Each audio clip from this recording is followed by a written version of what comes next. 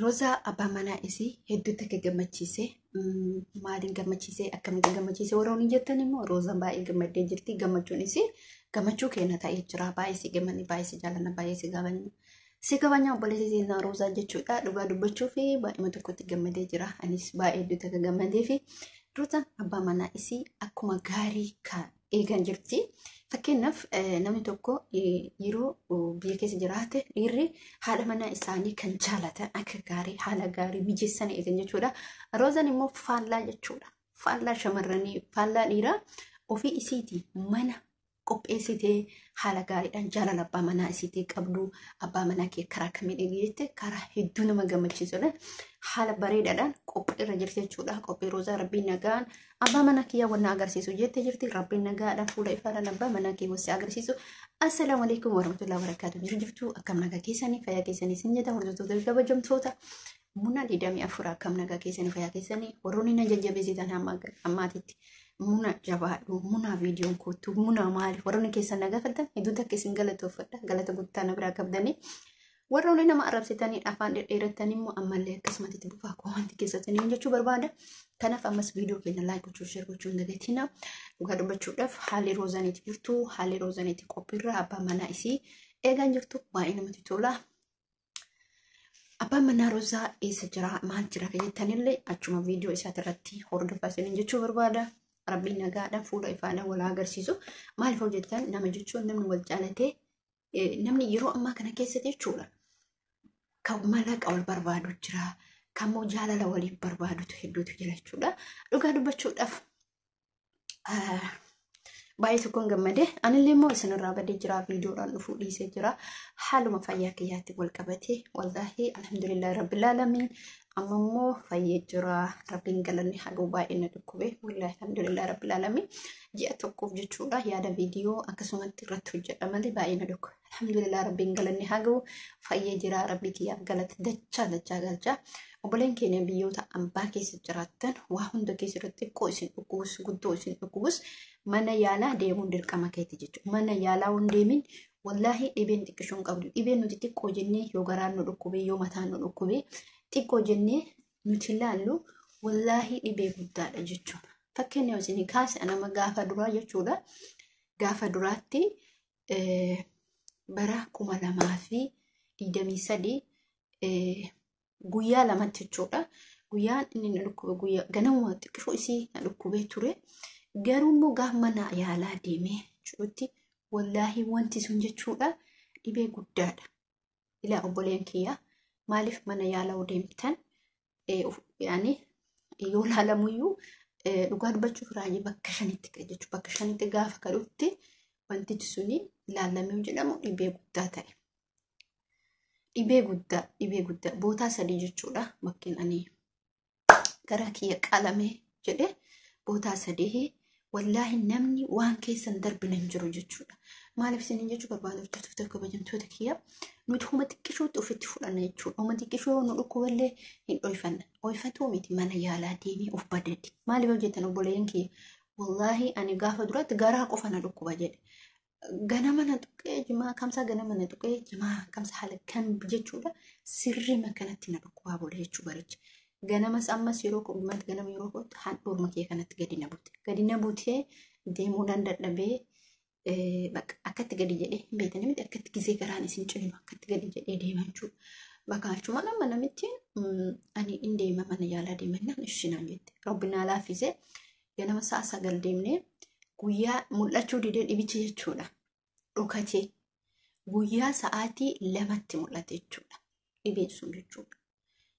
Sa'aatii 2tti mul'ate sa'aatii 2tti gaafa dhibichi sun mul'atu amma karas garaan isii baqeeffamuu qaba dirqama jedhanii sa'aatii 2 haala burqee daamee guyyaa keessaa kan itti seene iddoo garaatti nama baqeessanitti sa'aatii 4tti seene jechuudha.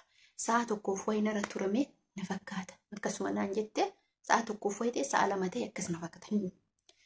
Achii bahe garuu wallaahi baay'ee tokkotti gadda jechuudha. Garuu yeroo takkallee rabbii kiyyan tagan yeroo takka sakandii takkatti silaa viidiyoo isinii maxxansaa jira. Viidiyoo illee hin jira inshallah gara fuulduraatti isinii maxxansaa. Gaafa achi keessa seenu kophaa kiyya namni tokko na bira hin jiru. Rabbii kiyya malee wallaahi yeroo sanitti jechuudha baay'ee tokkotti natti dhagahame. Maalif nama tokkoof biraan qabu ana haaliin keenya biran jiru. Isa san jechuudha. Wallaahi garuu hammam doktorri kun akka inni gaafsan bakka kabaja isaanii arge jechuudha. Dhugaa dubbachuuf gaafsan bakka wallaahi imimmaan kiyya isaantu narra haqe jechuudha. Imimmaan kiyya maaliif adda jira nama tokko na biran jiru hin beekanii. Sanirraan immoo dubartiin takka rabbiin raafaa wallaahi nama sii godha bara. Rabbiin waa sii wakkala jechuudha. Dubartiin sun jechuudha wallaahi lazi sababii biraati. Kilaasii iddoo tokko keessatti arganne alga iddoo tokko keessa nu qabanii yaani kifilii tokko keessatti nama lama jechuudha. Dubartiin sun gizee nachi bahu hedduu na buduu qabuuttee baay'ee godhattee du'aayina wallaahi isiin na jajjabeessite humna natti horattee maal rakkatti hatta afaan illee na gargaarte jechuudha. Gizee achitti dhufanii narraa wanta qaqayyaran illee jechuudha. Wallaahi rabbiin nama hangatu isin jechuu barbaada. Garuu wanti keessa darbee akkaataan isin darbe baay'ee mantti natti ulfaataa ture. Yeroo sanii baay'ee mantti natti ulfaataa ture. Wallaahi lazzee biyya ambaatti ana haaliin kee yeroo si bira jiraannetti wallaahi waa hedduu isin mudata jechuudha. Maaliif wanni nama mudan hin jiru biyya ambaa kana keessatti hedduu mudakatti. Bakka ati yeroo kophaa taate yeroo aanan keessa bira jiraanne yeroo aali keessa bira jiraanne waa hedduu si mudata jechuudha. Wallaahi ani garuu yeroo sanii rabbii kee yaadde maatiin kee hundi naa dhaabatanii inni dubbii kana jedhe himtu malee naan jettee turte namitti garuu maatiin kee dhaabatanii wallaahi luka takkaan dhaabannee rabbii kee kadhanna jedha. Maaliif ree nama of biraan qabu rabbii kee malee mucaan wayii as jira fira kiyya hin dhufanaan jedha. Maal goota dhufte wanni gootu hin jiru namni wanni namaa godhu du'aayidha. Buleen kiyya wallaahi yoo waasi dhukkuban rabbii kee yeroo waasi dhukkubamicha rabbii kee yaadate yeroo kamuu rabbii kee yaadate yeroo kamuu rabbii kee kadhadhu jechuudha. Wallaahi buleen kiyya wanni isin dhaamu barbaadu waa isin dhukkube taana wallaahi hin taa'ina mana yaalaa dhagaa of badada mallaqa kee ilaali mallaqa keetiin of badadi. Maaliif fure mallaqa keetiin of badadi duniyaa birumaa tarta jechuudha. Umaa miti isin umaa keessa hin jirtu jechuudha. Inni lammaffaa baddee alaan dalagin wallaahi baddee alaan dalagin gaaf baddee alaan dalagde silaaki anumaa jechuu gaafsan halkan kiniini naa bitanii dhufan jechuudha. Kan duraan qabanii naambaan gaafsan rabbumaan naa laaffise taa'ee bakka argise xiqqoo mana dhukkubaa yoo gaafsan taa'ee bakka naan jedha rabbiin waasii wakkala jechuudha. Akkasii isin jechuu barbaada. Tokkoffaa mana dalagootiin badina lammaffaa immoo namoonni ala dalagan kiniin ofitti gooran jechuudha. Anasiin durallee qoonqoon na dhukkubaa ture waggaa tokkoof ji'a jahamoo akkas qoonqumatan kiniin ofitti gooraa ture jechuudha.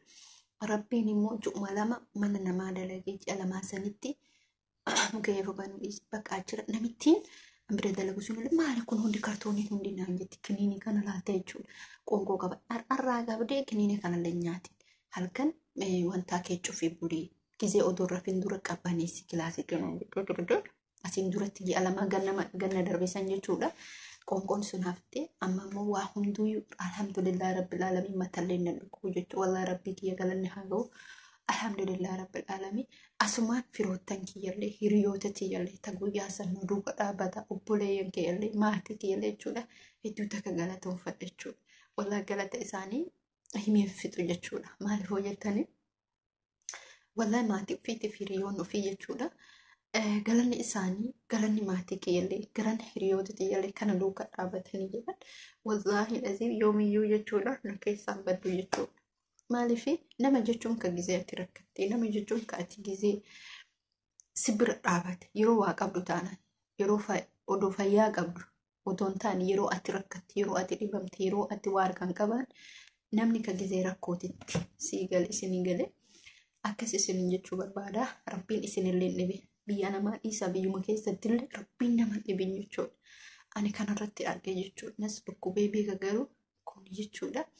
Wallahi baay'ee wanti natti ulfaata jechuudha. Garuu alhamdulillahi rabbil alamin maatii kanallee rabbi naa laaffisee isaan kunillee wallahi lazi na bira dhaabbatanii waan fedhallee ta'u garuu na bira dhaabbatan jechuudha. bakka isaa sanuu garam sanuu si bakka sunuyyuu tokko tokko odoo taate mallaqa gaafatama. Mallaqi sirriidha. Algaan takkiitiin birrii 250 jechuudha riyaal. Algaan takkiitti hasaba maaliif kun isarra baasin isaanirra jechuudha. Kanarraan immoo meeshaan bitamu kiniin nyaatamu akkasumas qorichi waa hunduyyuu baasin isaanirra jechuudha. Kana rabbiin isaanillee naa laaffise har'a ammoo fuula ifadhaan isinitti deebi'ee har'a akkatti gammachuun isitti haasa'u biyyatti baay'ee miti akka gammada. Alhamdulillah rabbil alamin rabbii kiyya galanni haa gosin jechuu barbaada. Hordoftootaf kabajamtoota kiyya namoonni tokko tokko yeroo qaamni isaanii yeroo dadhabbiin fuula isaanii yeroo maaliif fuuli kiyya jijjiirame jettanii yaaduu qabdan. Sababni isaa rakkina qaba. Rakkinatu garaa keenya keessa jira. Kiniini qofaan badaduun faayidaan qabu. Kiniini qofa seetti guuttanii nyaachuun faayidaan qabu. Faayidaan qabu garuu deemtee of ilaalchiftee yoo jette faayidaa guddaa sii qaba jechuu barbaada. Hordoftoota kabajamtoota kiyya.